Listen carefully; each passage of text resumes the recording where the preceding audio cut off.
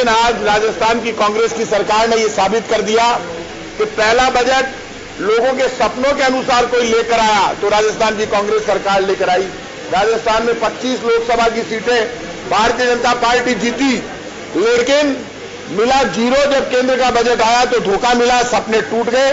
और जब राजस्थान का बजट आया, लोग पढ़ेंगे तो देखेंगे तो चाहे फ्री दवा योजना का दायरा बढ़ाओ, चाहे फ्री जांच योजना का दायरा बढ़ाओ, चाहे महात्मा गांधी सेंटर की स्थापना हुई हो, चाहे किसान हो, गरीब हो, मजदूर हो, विद्यार्थी हो, कर्मचारी हो, सबको कुछ ना कुछ देने की घोषणा की गई। मुख्यमंत्री जी ने जो बजट 2019 और 20 का पेश किया है वो सब वर्गों को ध्यान में रखते हुए पेश किया गया है। चाहे किसान हो, चाहे बेरोजगार हो, युवा हो, ऊर्जा का क्षेत्र हो, पानी का क्षेत्र हो, शिक्षा का क्षेत्र हो, सब में कुछ न कुछ देने का पूरी तरीके से प्रयास किया गया है। ये बजट आधारभूत ढांचे को विकसित करने वाला, राजस्थान के विकास को आगे ले जाने वाला और राजस्थान में सड़क, परिवहन और आम आदमी को राहत देने वाला बजट साबित होगा। किसानों के लिए, गरीबों के लिए, नौजवान बेरोजगारों के लिए इसमें अनेक प्रावधान किए गए हैं और इससे राजस्थान में हर वर्ग को राहत मिलेगी। चाहे कोई विभाग हो, चाहे कोई वर्ग हो, हर वर्ग का इस बजट के अंदर ख्याल रखा गया है और ये विकासोन्मुखी बजट है। राजस्थान के विकास में नए आयाम स्थापित करेगा और राजस्थान तेजी से प्रगति करेगा, सभी वर्गों को साथ लेके, मेरा ये मानना है। राजस्थान के मुख्यमंत्री आदरणीय अशोक जी गहलोत ने जो बजट सदन में प्रस्तुत किया है, मैं ये कहूं कि ये गरीब विरोधी, किसान विरोधी, महिला विरोधी, युवा विरोधी और मजदूर विरोधी बजट है तो कोई अतिशयोक्ति नहीं होगी। बजट में अधिकांश जो माननीय नरेंद्र जी मोदी जी ने जो योजनाएं चला रखी है केंद्र में, उसका नाम बदलकर और घोषणाएं की है। देखिए, जो पहले से लोगों को अनुमान था, जिस प्रकार का लोक विभावन के नाम पर बजट का नया जाल फैलाया गया है, केवल आंकड़ों का जाल है। राजस्थान के ये बजट राजस्थान के नौजवानों को और राजस्थान के किसानों के लिए। ब्रेक के बाद एक बार फिर आपका स्वागत है। आप देख रहे हैं खास खबर, खास बजट। मुख्यमंत्री अशोक गहलोत ने अपने तीसरे कार्यकाल का पहला बजट पेश किया है और बजट को प्रतिपक्ष कह रहा है कि भावनाओं के अनुकूल नहीं है, लेकिन सरकारी पक्ष जो है, चाहे मंत्री हो चाहे मुख्यमंत्री हो, तमाम लोग कह रहे हैं कि इससे बेहतर बजट हो नहीं सकता। हम बजट का ऑपरेशन कर रहे हैं कि बजट से कहां क्या कैसे मिला, तो इसको लेकर के एक बार मैं चर्चा को फिर आगे बढ़ाऊंगा। हमारे साथ विधायक राजकुमार रोथ हमारे साथ में है। राजकुमार, मैं आपके पास आना चाहूंगा और मैं ये जानना चाहता हूं कि 2-3 चीजें हमने जब चर्चा कर रहे थे बजट से पहले तो उठाई थी। सिलिकोसिस पॉलिसी की बात कही थी तो कि होना चाहिए। दूसरा, एक बात आपने कही थी कि हम लोगों पर इस तरह के आरोप लगते हैं कि रेड कॉरिडोर बन रहा है डूंगरपुर, बांसवाड़ा और इधर, जो बिल्कुल गलत है, कि भ्रामक प्रचार किया जा रहा है क्योंकि सरकार की नीतियां अभी तक वहां नहीं आई। एक अपने एक दिन पहले ही एक चीज उठाई थी जो बड़ी, मुझे लगता है राजस्थान के लिए बड़ी शर्म की बात है कि परिवार चलाने के लिए बच्चों को गिरवी रखना पड़ता है। मुख्यमंत्री ने शिक्षा को लेकर के जिक्र किया है, 10 करोड़ का एक सेंटर बनाया जाएगा जिसमें आप प्रतियोगी ऐसी परीक्षाओं का वहां से कोचिंग कर सकते हैं, छोटे सेंटर और एक बड़ा सेंटर।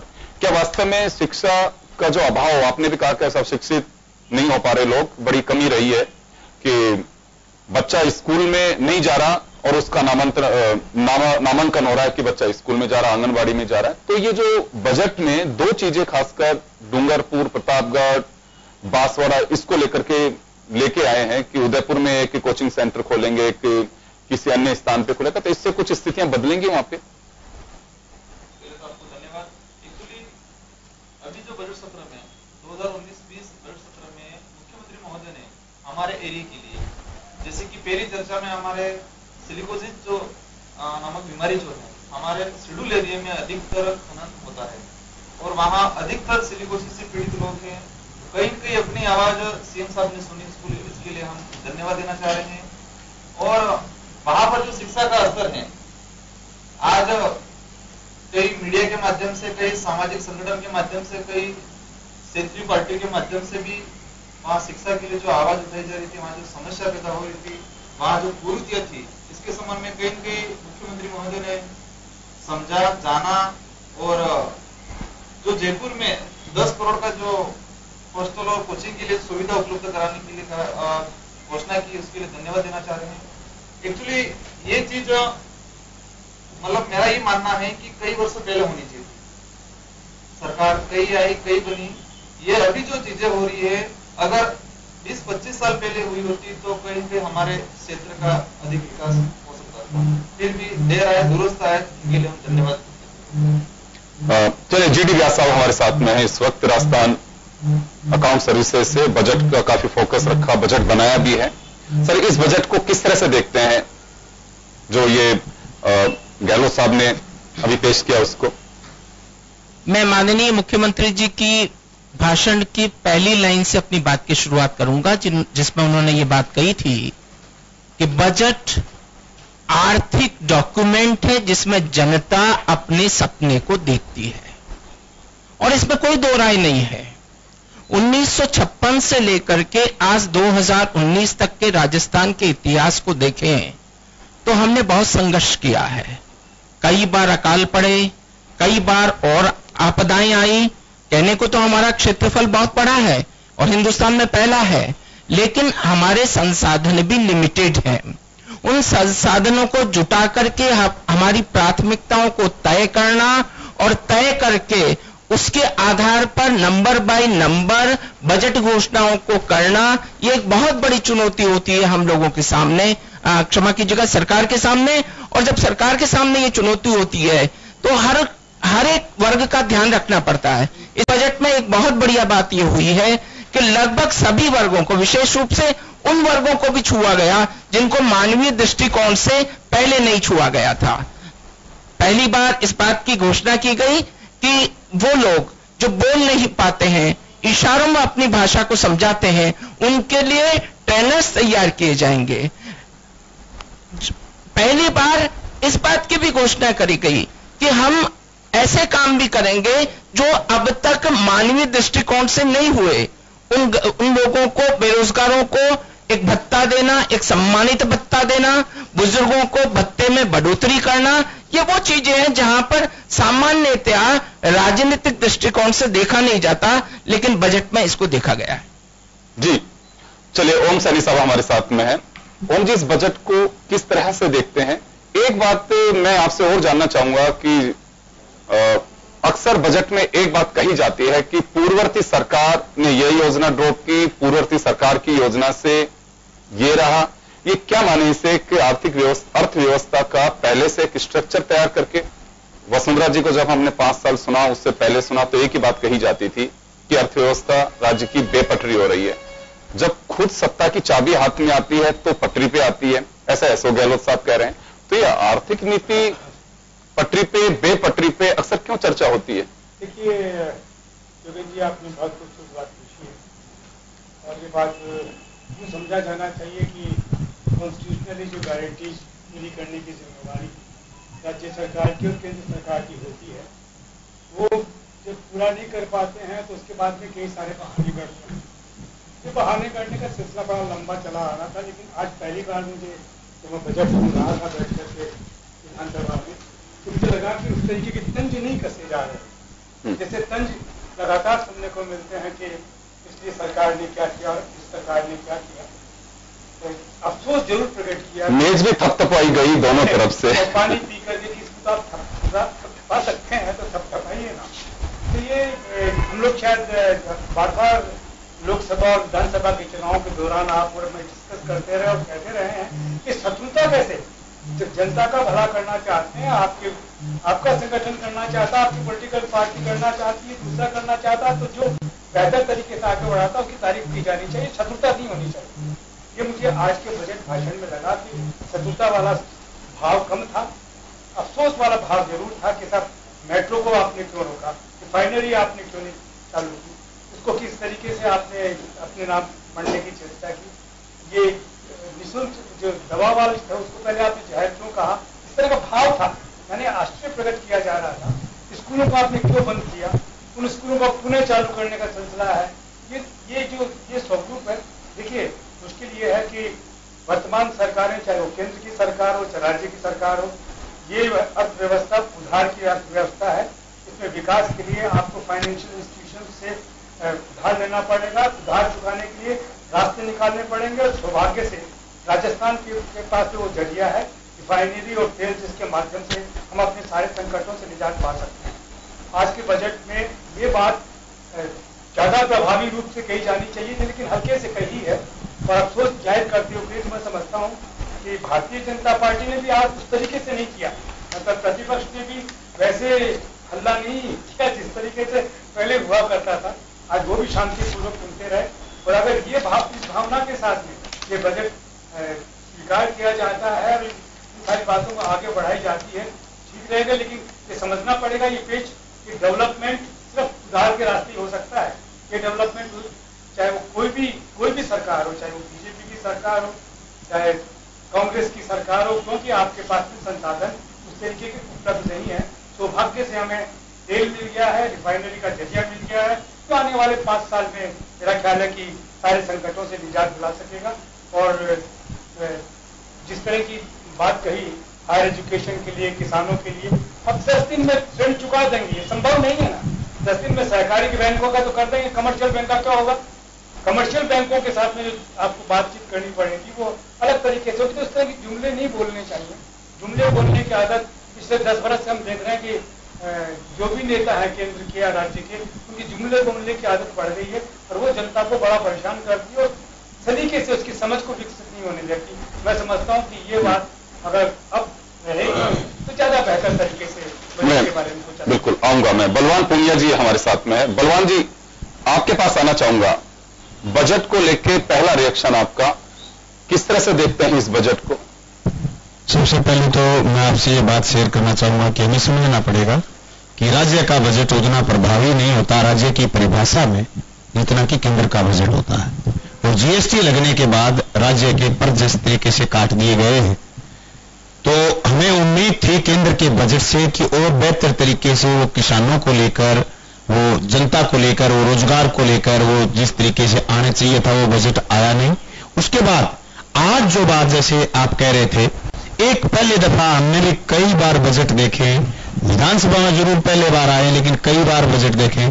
आज पहली दफा जो पॉजिटिव वे हमें दिखा वो ये था कि पक्ष ने, विपक्ष ने और हम जो निर्दलीय और छोटे दलों के लोग, हम सबने उस बजट को ध्यान से देखते हुए उसमें जो चीजें बढ़िया हैं उनको हमने सादर स्वीकार भी किया है। अब बहुत सारी चीजें रह गई तो हम राजस्थान की सरकार से उम्मीद भी करेंगे आने वाले बजटों में। जैसे कर्ज माफी में, सोसाइटी में कर्ज माफ हुआ है, अभी कॉमर्शियल बैंक का नहीं हुआ, उसके लिए सरकार इंतजामात करे।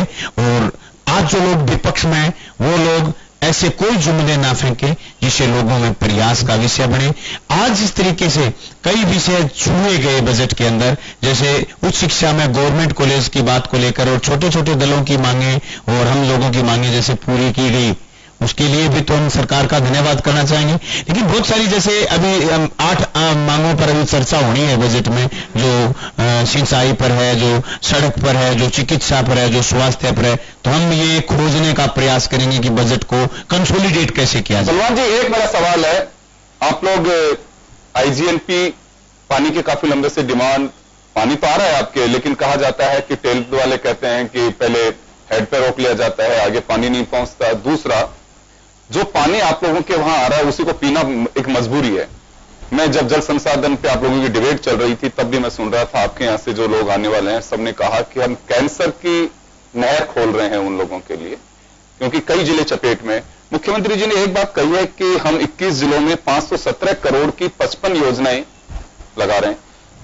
21 जिलों के लिए 517 करोड़ रुपए, और आपकी नहरों की मरम्मत की भी बात कही है उन्होंने।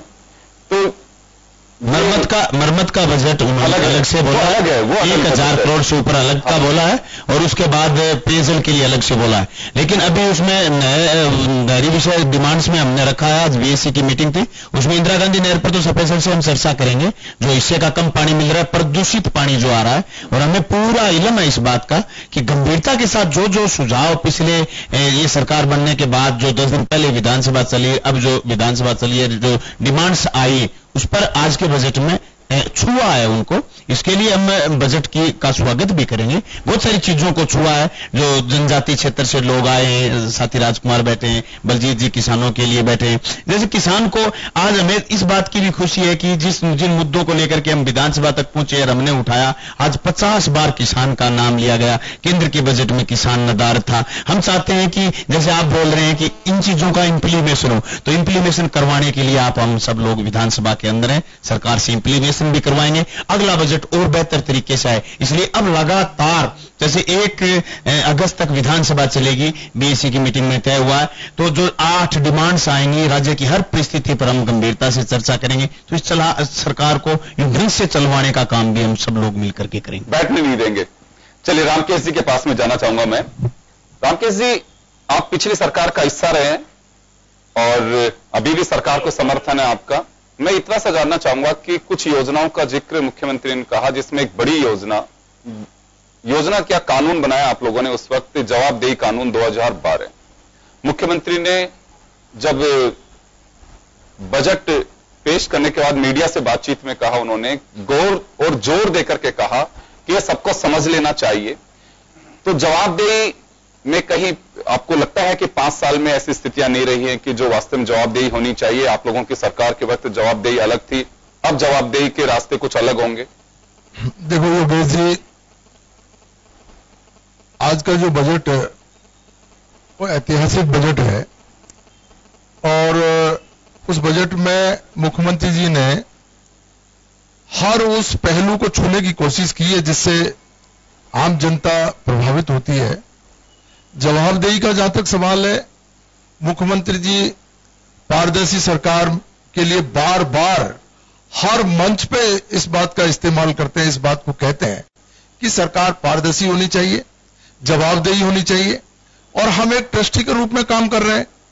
ये चाहे विधानसभा के फ्लोर पर हो, चाहे कहीं कोई सार्वजनिक मंच हो, सब जगह अपनी भावनाओं को व्यक्त करते हैं। वो चाहते हैं कि सरकार का जो काम है वो जनता के सामने सीधा सीधा आना चाहिए, जनता को दिखना चाहिए, और जनता को यह भी दिखना चाहिए कि सरकार किस तरह का काम कर रही है। तो जवाबदेही उन्होंने जो तय की, उस जवाबदेही को पिछली सरकार ने ठीक ढंग से उसको लागू नहीं किया। और ये जवाबदेही की बात नहीं है, दूसरी जो योजनाएं हैं, जो जनता के हित की योजनाएं थी, उन योजनाओं को भी पिछली सरकार ने ठीक से काम नहीं किया, उनको रोकने का काम किया। जबकि ये राजनीतिक दलों का ये काम नहीं है। जो सरकार निर्णय करके जाती है, जनता के हित में जो निर्णय है, उन निर्णयों को कोई भी सरकार आए उसको रोकना नहीं चाहिए। अभी आप देखिए, अभी आपने जो जिक्र किया, जो कई ऐसी योजनाएं हैं जिनको जानबूझ करके सरकार ने रोका, जानबूझ करके, जिनको रोकना प्रदेश के लिए, प्रदेश की जनता के लिए बहुत ज्यादा नुकसान देही साबित हुई है। अभी इस बजट में मैं खास बात जो अभी देखना चाह रहा हूं वो ये है कि अभी उन्होंने किसानों के लिए 1000 करोड़ का किसान कल्याण कोष का पहली बार निर्माण किया है, जिससे किसानों का इससे निश्चित रूप से भला होगा। एक हमारे ईस्टर्न राजस्थान में जो है ईस्टर्न कैनाल प्रोजेक्ट, जो अभी भारत सरकार के बजट में भी जिसका उल्लेख तो हुआ नहीं है, लेकिन वहां पर यह मांग उठाई गई है, क्योंकि अभी पूर्वी राजस्थान में चंबल का बिल्कुल बहुत लंबा बहाव है, बहाव क्षेत्र। कोटा के बाद में कम से कम 400 किलोमीटर चंबल बहती है, लेकिन एक जगह भी पानी का रुकाव नहीं है। तो मेरा, अभी हमने विधानसभा में भी कहा, पूरे पूर्वी राजस्थान के जो जितने विधायक हैं उन्होंने भी अपनी ये बात उठाई है, जब पानी रुकेगा, अब घड़ियाल के नाम पे, टाइगर के नाम पे पूरे पूर्वी राजस्थान को उजाड़ करके सरकारें रख रही है। घड़ियाल आप देखिए, मैं आपको कहना चाहता हूं कि चंबल 20 मीटर ऊपर बहती है, 20 मीटर। और जितने भी जो हमारे जो ब्यूरोक्रेसी है वो बार बार घड़ियाल का नाम लेकर के और जो पानी की परियोजनाएं, सिंचाई की परियोजनाएं उनको रोकती है। आप देखिए 20 मीटर ऊंचाई पे जब चंबल बह रही है, घड़ियाल कैसे रोकेगा उसमें?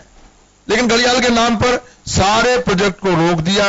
अगर ये प्रोजेक्ट हमारा कोई भी इरिगेशन का या जलदाय का कोई प्रोजेक्ट वहां पर बनता तो निश्चित रूप से हमारे पूर्वी राजस्थान के जो 13 जिले हैं उन 13 जिलों में पीने के पानी की समस्या दूर हो सकती है, किसानों के लिए पर्याप्त पानी मिल सकता है इरिगेशन के लिए। तो ये सारी योजना है जो हम लोग भी अभी कोशिश करेंगे इस बजट के माध्यम से, और अलग से भी मुख्यमंत्री जी से निवेदन करेंगे। बाकी ये बजट मैं कहूंगा विकास उन्मुखी बजट है, पूरी जनता का और हर वर्ग का, राजस्थान के हर वर्ग के कल्याण के लिए मुख्यमंत्री जी ने काम करने की कोशिश की है। बलजीत जी, मैं आपके पास आना चाहूंगा। मैं 2 चीजों को कोट करना चाहूंगा। आपने बेरोजगारों के लिए काफी संघर्ष किया और इसमें रिक्तियों की बात कही कि 75,000 हमारे यहां पे वैकेंसीज है जिनको भरा जाएगा। यहां एक बात मैंने एक सवाल देखा, उसमें जवाब इसी सत्र में आया, आप लोगों ने देखा होगा, उसमें 58,000 टोटल वैकेंसीज बताई गई हैं। मुख्यमंत्री जी 75,000 बता रहे हैं। ये बीजेपी का आरोप भी है कि सबसे बड़ी तो एक विसंगति इसी में आई है, और दूसरा एक कदम है पानी का। पिछले दिनों जब आपका मैं स्टेटमेंट बहरोड से देखा था कि पीने के पानी की बड़ी समस्या, विधानसभा जैसे सत्र शुरू होगा हम सरकार से डिमांड करेंगे, हम भी उसके भागीदार हैं कि पानी पर खास ध्यान दे। राजीव गांधी जल संग्रहण योजना लेकर के आ रहे हैं, क्या इससे वास्तव में राजस्थान की कुछ स्थिति बदल पाएगी, या वसुंधरा राजे जी जो योजना पहले से चला रखी है, मुख्यमंत्री जल स्वावलंबन योजना, क्या उसी का दूसरा रूप है ये? देखिए, पहला तो मैं धन्यवाद दूंगा मुख्यमंत्री जी को इस बात के लिए कि पीने के पानी की हमारे वहां बड़ी समस्या, डार्क जोन में हमारा क्षेत्र, और लंबे समय से हमारी ये मांग रही कि चंबल का पानी अलवर के अंदर लाया जाए। तो ये मुख्यमंत्री जी ने हमारी मांग को पूरा किया कि चंबल का पानी अलवर जिले को मिलेगा। एक बात। दूसरी, जो आप बता रहे हैं कि भर्तियों के संबंध में बीजेपी शासन में भी भर्ती निकाली जाती थी, तो मैं आपको जिम्मेदारी के साथ कहना चाह रहा हूं, ऑफ द रिकॉर्ड बहुत से आईएएस लोग कहते थे कि भर्ती सिर्फ निकाली जाती है और सरकार की तरफ से यह कहा जाता है कि इसमें ऐसा कुछ कमी छोड़ो कि ये कोर्ट में जाके फंस जाए, लटक जाए। ये करनी नहीं है। ऑफ द रिकॉर्ड वही ब्यूरोक्रेट अधिकारी बताते थे, निकालते हम जाते कि सर बहुत अच्छा हुआ, नौकरी मिल जाएगी, तो वो हंस करके कहते थे कि कुछ नहीं मिलेगा। क्या नहीं मिलेगा? अब सारी मत पूछो, हम इसको अटकेगी, अटकवाएंगे, और हम ही अटकाने के लिए कर रहे हैं, सिर्फ निकाल रहे हैं। मुझे इस बजट में, क्योंकि मैं इंडिपेंडेंट हूं, मैं तो विधायक, लेकिन मुझे लगा कि मुख्यमंत्री की जो भावना है वो भावना हर वर्ग की कुछ तकलीफ को कम करने की लगी मुझे। ब्यूरोक्रेसी राजस्थान में हावी है, सब लोग कहते हैं।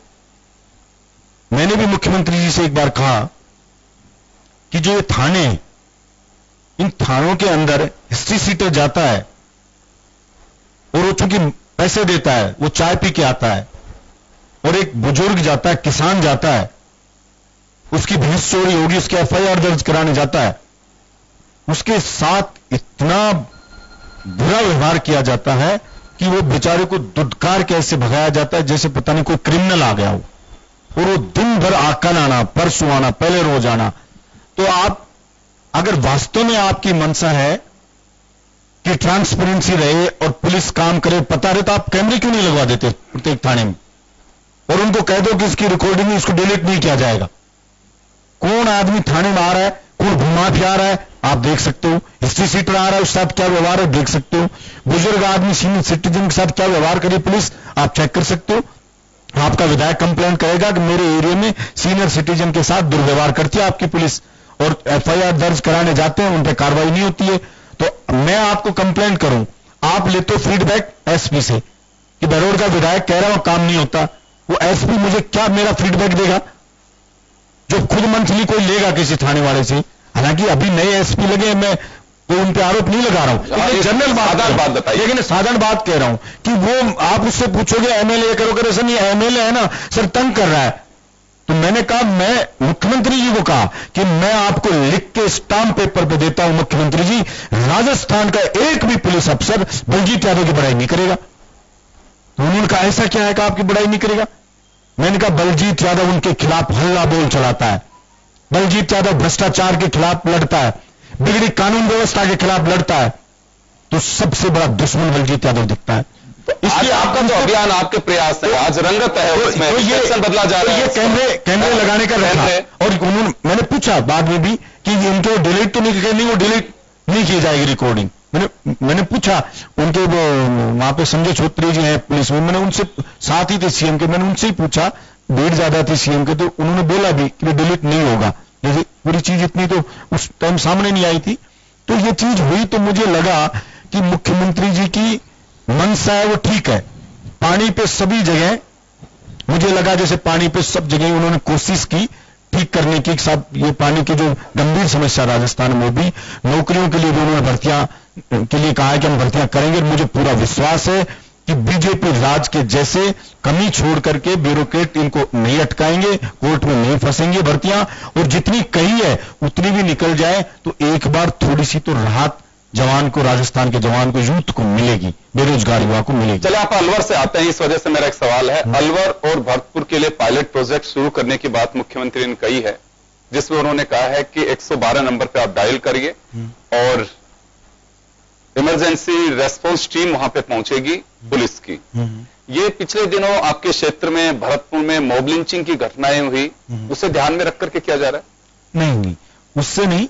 मेरे अलवर जिले में, मेरे अलवर जिला और भरतपुर, मैं बताता हूं, मैं जहां तक समझता हूं, वो तो वही बता पाएंगे क्या सोच की, लेकिन मैं जहां तक समझता हूं, क्योंकि ये मांग हम उठाते रहे, मैं भी उठाता रहा हूं कि हमारे अलवर में हरियाणा से टच है, उधर वो यूपी से जैसे टच हो जाता है, तो बॉर्डर होने के कारण क्रिमिनल लोगों का ज्यादा आवागमन हो जाता है, क्राइम करके निकल जाते हैं, दूसरे स्टेट में चले जाते हैं। भैंस चोरी बहुत जबरदस्त समस्या है। आप हैरान रह जाओगे ये सोच करके कि भैंस की चोरी कर ली, आदमी उठ गया कि मेरी भैंस को बिठा लिया गाड़ी में, वो औरत चिल्ला रही है, चोर भैंस ले गए, गांव वाले भग रहे हैं, लेकिन वो पत्थर भर रखे हैं उसके गाड़ी में, पत्थर मारते हैं, तो आदमी नियत है उसको रोक नहीं सकता और वो चले जाएंगे। तो हमने कहा कि अब पुलिस को फोन करो, तो रात को पुलिस वाला फोन ही नहीं उठाएगा तो कहेगा मेरे पास गाड़ी नहीं है, मेरे पास संसाधन नहीं है। मेरे बहरोड के अंदर एक घर में, रिवाली गांव के अंदर डकैत आते हैं रात को और गन पॉइंट पे लूटते हैं उसके एक सुनार को, बेचारे को, सोनी को, उसके जेवरात लूट रहे हैं उसके घर पे, और वो पूरे गांव में, गांव के लोग उठ जाते हैं, जग जाते हैं, और वो गोलियां चलाते रहते हैं, क्रिमिनल गोलियां चलाते रहते, गांव उठा हुआ है और गोलियां चला रहे हैं। अब पुलिस को फोन करते हैं, पुलिस आती नहीं है, ये पिछले शासन में पुलिस पहुंच नहीं रही है। तो ऐसी रोज घटनाएं होती हैं, वाहन चोरी इतने हो रहे हैं, जगह जगह पुलिस कस्टडी में क्रिमिनल को छुटा के लिए जाते हैं लोग। मेवात क्षेत्र में गोलियां चला करके ऐसी कितनी घटनाएं हो गई कि बाहर के क्रिमिनल आते हैं, पुलिस कस्टडी में क्रिमिनल को छुड़ा करके ले गए। इसलिए मुझे जो लगता है कि हमने ये बार बार ये मांग रख रहे थे, क्राइम रेट सबसे ज्यादा हमारे वहां पे है।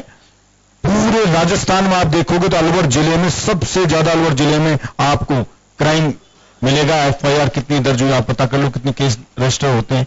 तो मुझे लगता है शायद उन चीज को ध्यान में रखते हुए, जैसे 2 एसपी भी किए अलवर में, 2 एसपी पहले घोषणा की, 2 एसपी करेंगे, तो शायद उन्होंने ऐसा किया होगा, ये ध्यान में रखते, ऐसा मैं मानता हूं। मैं चलिए वापस लौटूंगा आपके पास में। ओम जी, मैं एक बात जानना चाहूंगा, ये हालांकि कोई बजट घोषणा का अंग नहीं है, लेकिन मुख्यमंत्री ने क्योंकि बजट अनाउंसमेंट के बाद मीडिया से बातचीत में एक बात कही है, इससे थोड़ा सियासी पारा चढ़ भी रहा है। उन्होंने कहा कि गांव ढानी बजट का साथ में जोड़ते हुए कि गांव ढानी से सिर्फ एक ही आवाज थी कि अब की बार केवल मुख्यमंत्री अशोक गहलोत, तो दूसरा हम किसी को नहीं देखना चाहते हैं।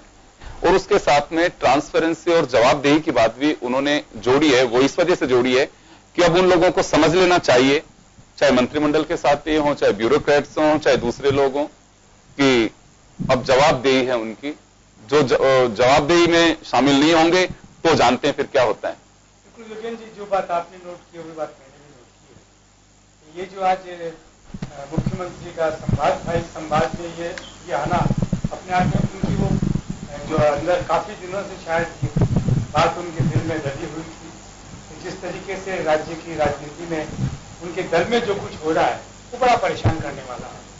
और ये भी आप हम सब लोग जानते हैं कि राजस्थान में कांग्रेस को जिस तरीके से जो कांग्रेस का लोकप्रिय चेहरा रहा है वो अशोक गहलोत रहे हैं और यही सब बातें होती रही।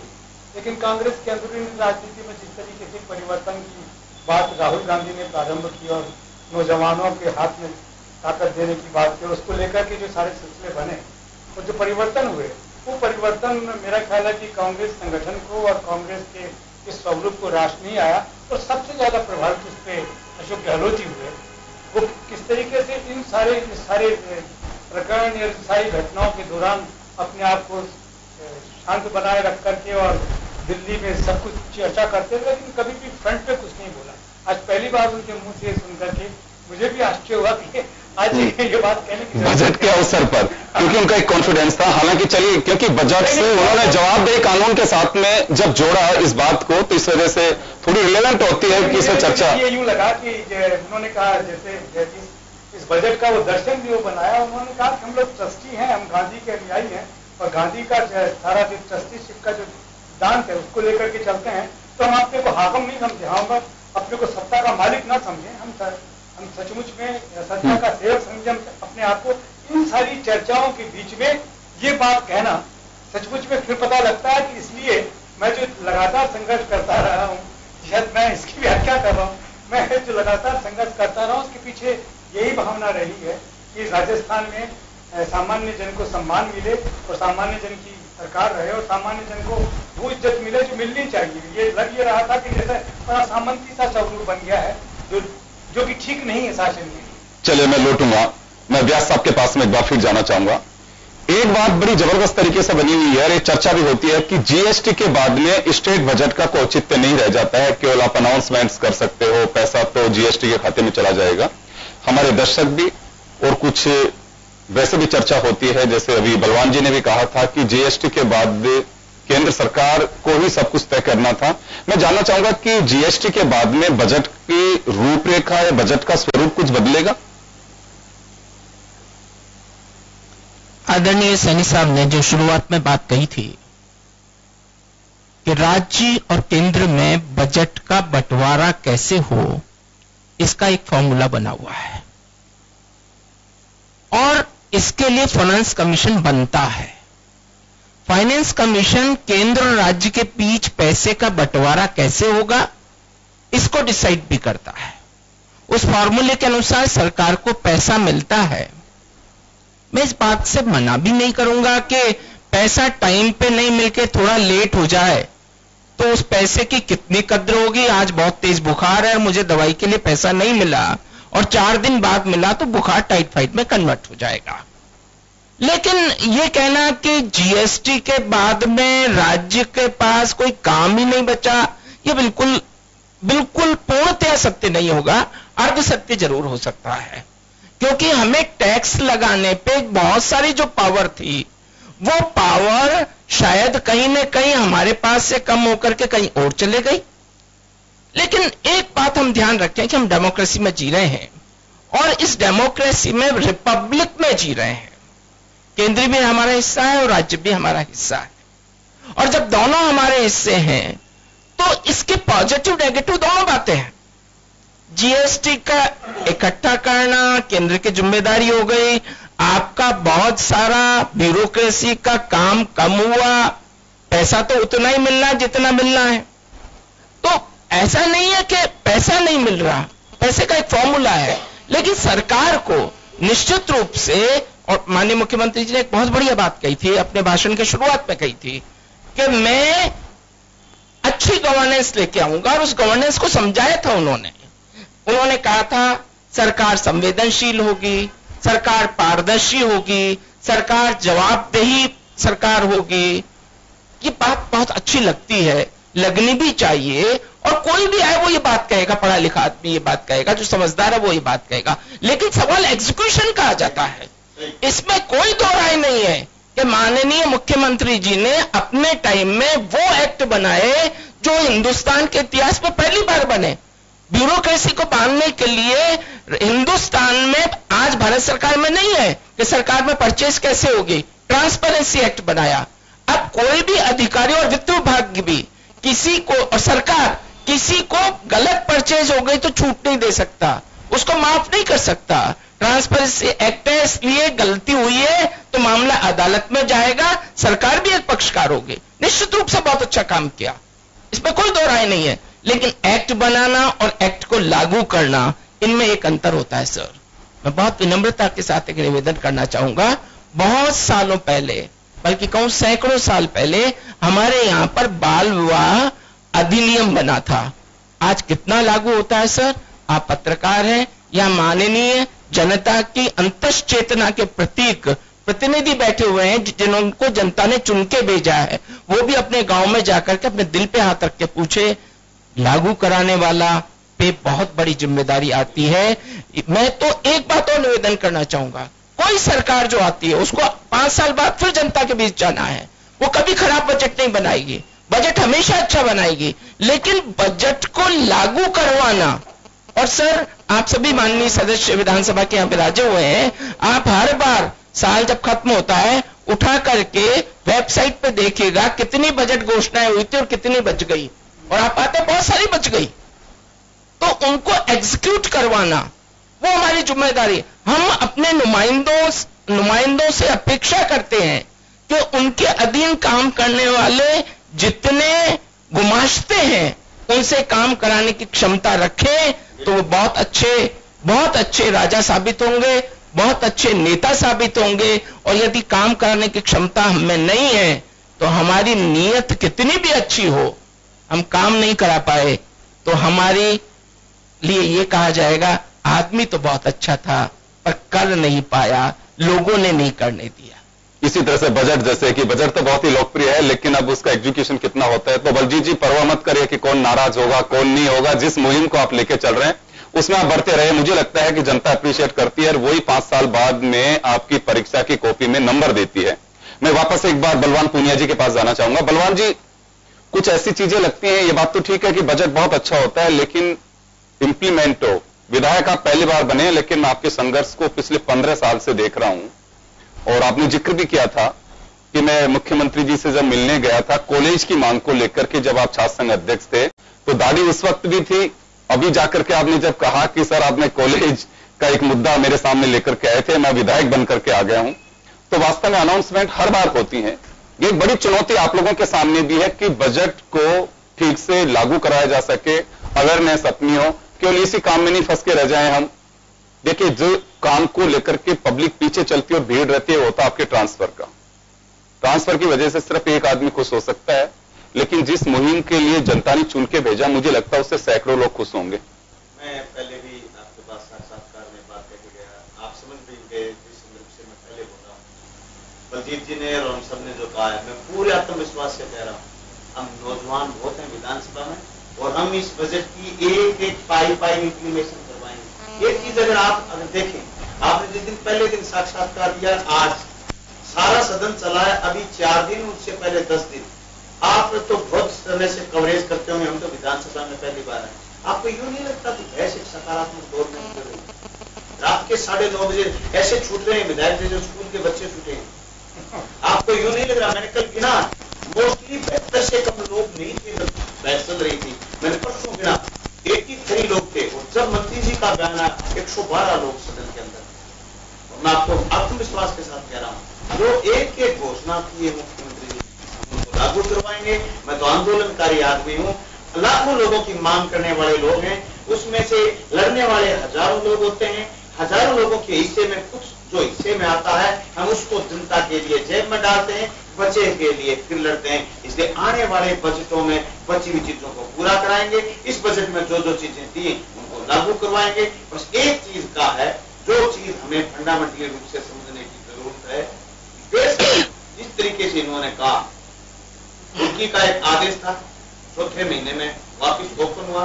मैं फिर विधानसभा में बोला और तुर्की का आदेश वापिस निकला है कि तुर्की रोकी जाए। इंप्लीमेशन वही होगा जब लोग रुकवाने के लिए खड़े, किसान की जमीन को रुकना, ये तो लागू नहीं होगा। कोई जाके मुंह में नहीं देगा कि ये ले पकड़ जी, इतना टाइम नहीं बचा किसी के पास। और असली बात ये, हर कोई समझदार है, हर कोई बुद्धिजीवी है, हर कोई सदाचारी रहना चाहता है। बात तो ये है कि नौजवान जो विधानसभा के अंदर आए, मैं समझता हूं ये तो हमारे आदर्श है, हम तो इनसे सीखते हैं विधानसभा में बैठना कैसे, उठना कैसे। उसके बाद तो लड़ना है। मैंने रामकेश जी से पूछा, साहब आप नहीं बोलोगे? बोले बच्चे हो तुम, आप बोलो।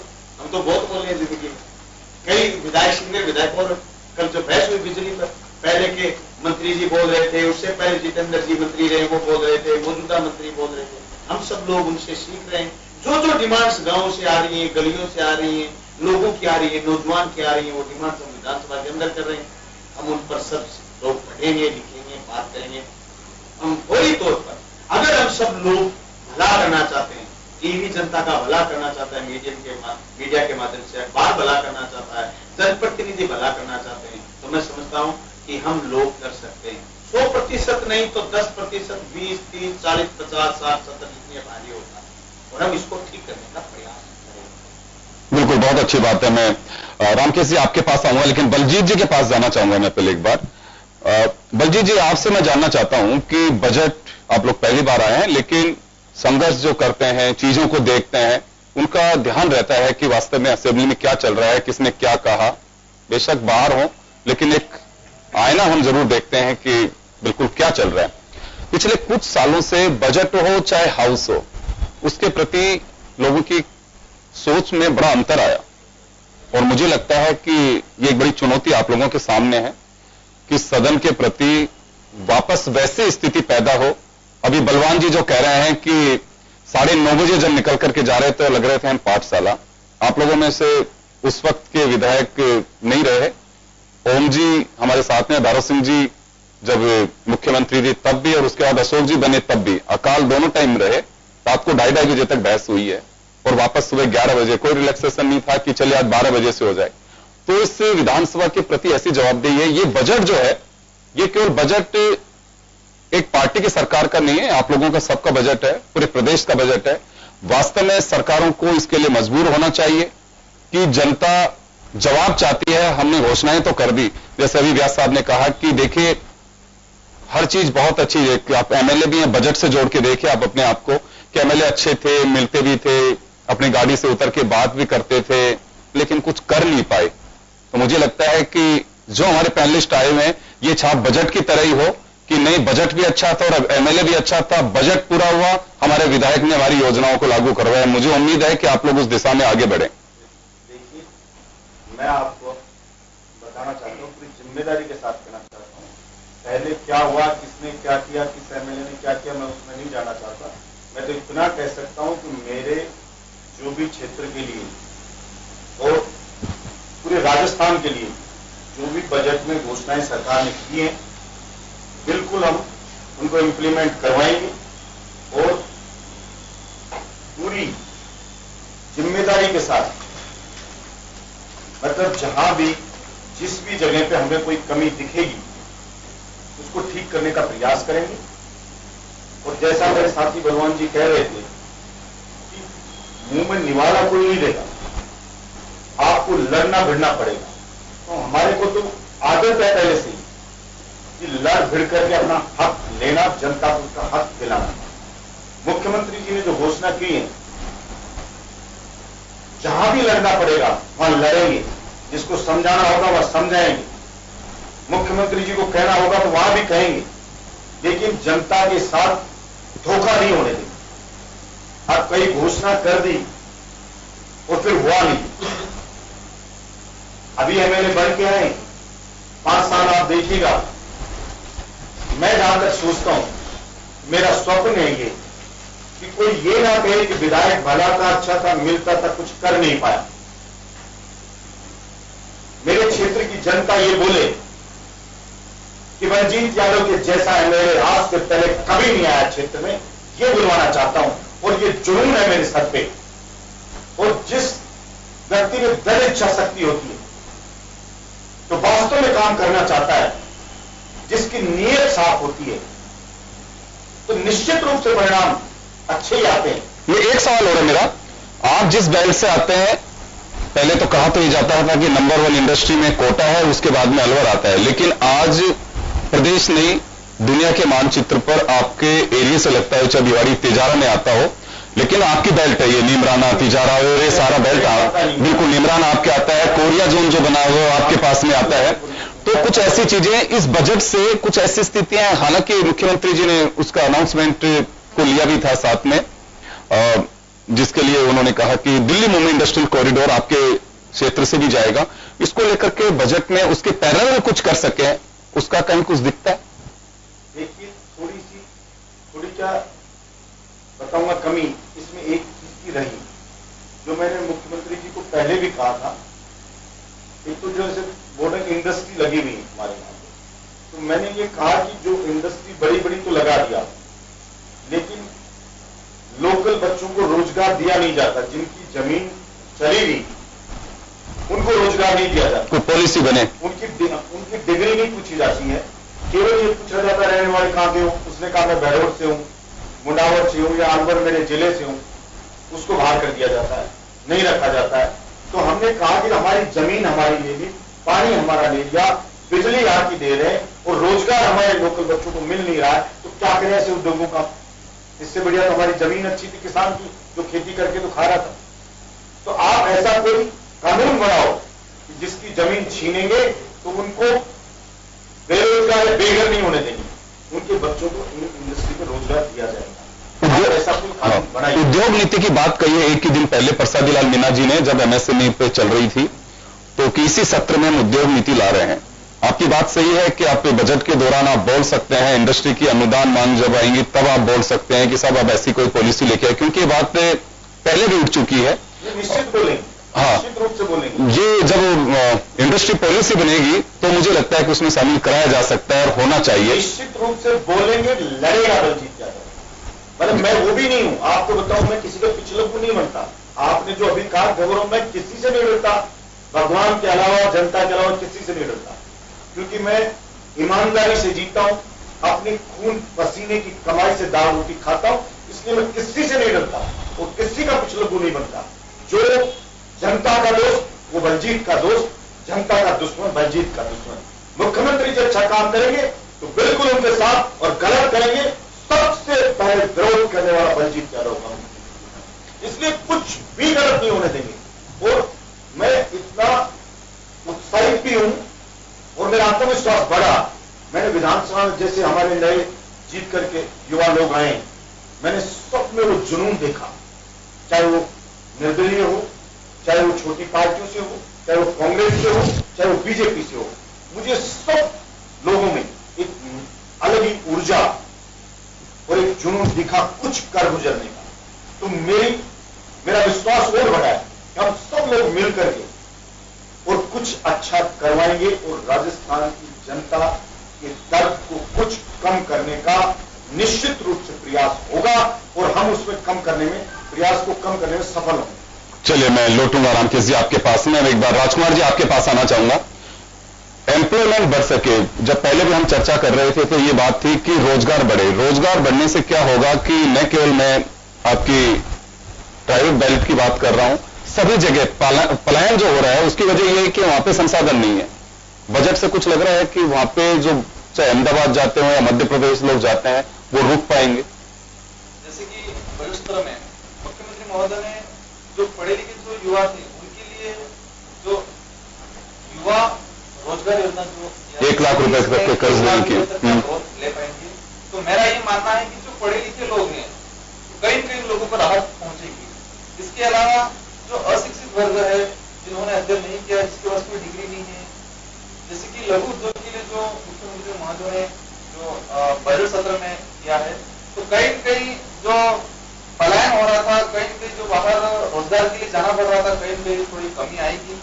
फिर भी जैसे कि आपने ये बताया कि हमारे एरिया की तरफ में ध्यान आकर्षित कराना चाह रहा हूं आपको वापस, कि हमारे एरिया में ये जो योजना लागू हो रही है, तो हमने पहले भी मुख्यमंत्री महोदय से मिलना हुआ था, कहा था कि हमारे एरिया में जो योजना चल रही है वो राजस्थान की केंद्र की जो योजना चल रही है, तो हमारे एरिया में इस योजना का लाभ नहीं मिल पा रहा है। तो कहीं पे एक कमेटी बनाई जाए, ऐसी जांच टीम बनाई जाए, निगरानी टीम बनाई जाए कि वो इस योजनाओं को लागू कराने का प्रयास करें। जी, जी आपके पास में आना चाहूंगा। कुछ पेंशन योजनाओं में बढ़ोतरी की है, चिकित्सकों के पदों की बात भी मुख्यमंत्री जी ने कही है कि इनमें होगा। बस सवाल लेकिन लौट करके वहीं पे आता है कि ये होगा कैसे। हालांकि मैं बजट पे वापस में एक बार व्यास साहब जी के पास में जाना चाहूंगा, लेकिन मैं आपसे पूछना चाहता हूं कि आप सरकार का हिस्सा भी रहे हैं। अनाउंसमेंट हमेशा होता है, राजकोषीय घाटे को बढ़ने की स्थितियां भी बनती हैं कि बढ़ सकता है, और हर सरकार ये कहती है कि जो हमने उधार लिए है उसकी वजह से एसेट्स खड़े हैं राज्य के अंदर। तो क्या लगता है कि हाँ, अशोक गहलोत जी को देश का बहुत लंबा अनुभव है और वो तीसरी बार मुख्यमंत्री बने, 2 बार सफलतापूर्वक सरकार चला चुके हैं, राजस्थान की जनता की सेवा कर चुके हैं। उन्होंने अगर कोई बजट में प्रोविजन किया है जो बहुत सोच समझ करके किया है, और मुझे नहीं लगता कि कोई बजट का जो प्रोविजन है वो उनका अधूरा रहे। 2 बार का उनका कार्यकाल इस बात का प्रमाण है, इस बात का गवाह है कि उन्होंने अपने बजट भाषण में जो घोषणाएं की वो लगभग सब पूर्ण हुई। तो जहां तक के आंगनबाड़ी के जो कार्यकर्ता जी, आंगनबाड़ी के जो सहायिका है, आंगनबाड़ी जो पर्यवेक्षक हैं, उनका जो वेतन जो बढ़ाया है वो उन्होंने उनके काम को देखते हुए, एक जनता की सेवा को देखते हुए, क्योंकि रूरल बेल्ट में बिल्कुल निहायत नीचे के लेवल पे जाकर के और प्रसूताओं की सेवा करना और जो गरीब महिलाएं उनकी सेवा करना, उनके टच में रह करके सरकार की योजनाओं को वहां तक पहुंचाना, और बहुत कठोर उनका जो काम है, उन काम को देखते हुए उन्होंने वेतन वृद्धि की बात की है। और मुझे नहीं लगता कि उनकी घोषणा में कोई कमी आएगी, ये मेरा खुद का मानना है ये। और जहां तक सवाल और जो बजट की जो घोषणाओं का है, तो मुझे तो न केवल वेतन वृद्धि की बात, बाकी और जो घोषणाएं हैं उन घोषणाओं को भी अक्षरंश जो पालना कराने का जो दायित्व है वो हमारे विधायकों का है। विधायक सारे के सारे, बलजीत जी ने कहा, अभी बलवान जी ने कहा, राजकुमार जी जो अभी आपके सामने है, आप देखिए कि विधानसभा में जो अभी आपके सामने इन्होंने कहा है, बहुत उत्साह है। जो युवा जीत करके आए, पहली बार जीत करके आए, उनका आप स्पीच देखिए, उनका कॉन्फिडेंस देखिए, और जबरदस्त उनकी सब्जेक्ट पे जो पकड़ है उनको देखिए। तो उससे यह लग रहा है कि सरकार, मुख्यमंत्री और हमारे जो मंत्री हैं वो भी इस बात से बिल्कुल आगाह है, जागरूक है कि बैठने नहीं देंगे। हाँ, बैठने नहीं देंगे। और हम जो बात कर रहे हैं विधानसभा में, जो आश्वासन वो लोग दे रहे हैं, वो आश्वासन को भी हमारे विधायक सब देख रहे हैं। और बहुत बड़ा हमारा एक बड़ा ग्रुप जो है, हम निर्दलीय हैं, 13 लोग हैं, हमारे बीटीसी के साथी हैं, हमारे कम्युनिस्ट हैं, ये सब लोग विकास की बात को रख करके जनता से जीत करके आए हैं। जनता के गले उस बात को उतार करके आए हैं कि अगर मैं विधानसभा में जाऊंगा तो मैं आपका ये काम कराऊंगा।